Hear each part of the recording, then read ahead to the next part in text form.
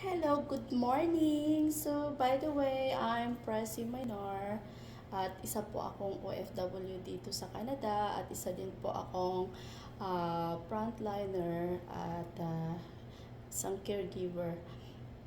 Naisipan kong gumawa ng video today kasi gusto ko lang po i-share yung business opportunity na nakita ko way back 2017 na sobrang na-amaze ako kasi kahit full-time yung aking trabaho dito sa Canada ay ginagawa ko pa rin part-time itong business na nakita ko.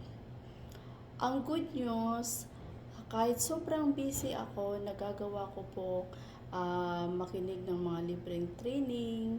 Uh, so, para-paraan lang po yan para gawin natin yung ating business. Okay, so, at marami pa tayong mga kitaan dito. So, kung gusto natin na malaman, so message me and I will reply you as soon as possible. Bye! Thank you for watching. Have a good day and God bless.